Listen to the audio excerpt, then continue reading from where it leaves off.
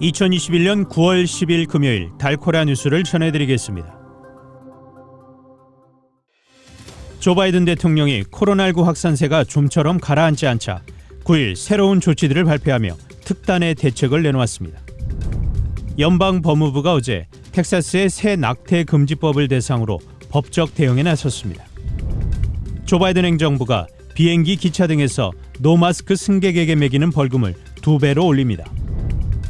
포트워스 교육부가 법원의 임시 제한 명령으로 중단됐던 마스크 착용 의무 조치를 13일부터 전면 재실시합니다.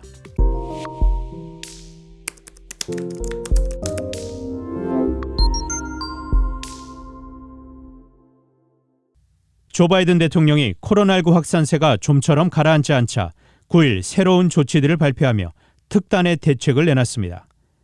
바이든 대통령은 현재의 상황을 백신 미접종자들의 팬데믹으로 규정하며 우리의 진전을 되돌릴 수 없다고 강조했습니다. 이어 코로나19 백신 접종을 늘리고 급증하고 있는 델타 변이의 확산을 억제하기 위한 총력적인 노력으로 약 1억 명에게 달하는 미국민들에게 영향을 미치는 새로운 연방 백신 요구 사항들을 발표했습니다. 뉴욕타임스는 바이든 대통령 취임 후 가장 광범위한 방역 조처라면서 사회 거의 모든 영역에 영향을 줄 것이라고 평가했습니다. 연방 법무부가 어제 텍사스의 새 낙태 금지법을 대상으로 법적 대응에 나섰습니다. 연방 법무부는 어스틴의 연방지방법원에 텍사스주를 상대로 소송을 제기했다고 밝혔습니다. 법무부는 30장 분량의 소장에서 텍사스의 새 낙태 금지법이 헌법에 대한 공개적 저항이라며 낙태 시술을 아주 어렵게 만들어 텍사스주 여성들의 헌법적 권리 행사를 막고 있다고 주장했습니다.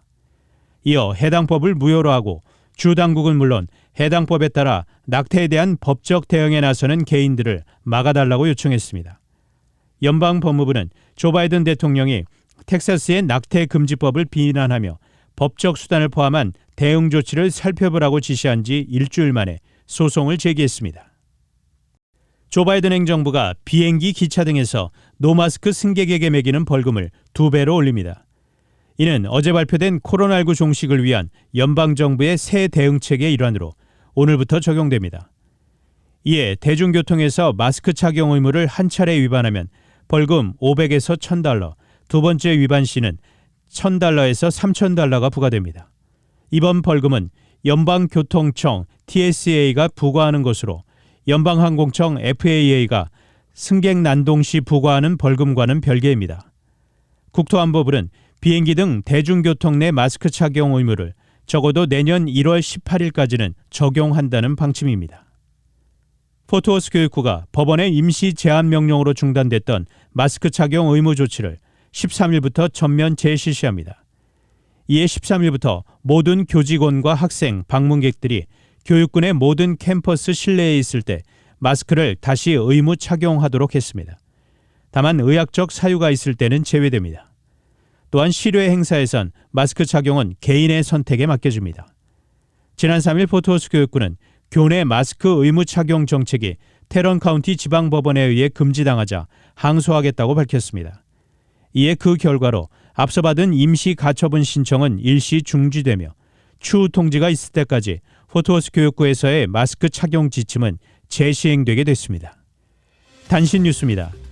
윤석열 전 검찰총장 재직 당시 검찰이 범여권 인사들 고발을 야당에 사주했다는 의혹에 대검찰청도 진상조사에 나섰습니다. 고발 사주 의혹의 제보자로 유력하게 지목됐던 조성은 씨가 10일 자신이 제보자가 맞다고 밝혔습니다.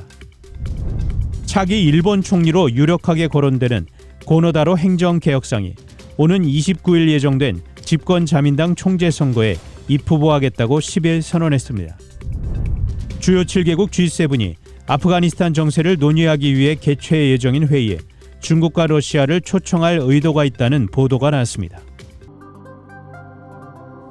지금까지 9월 10일 금요일 달코라 뉴스 최현준이었습니다.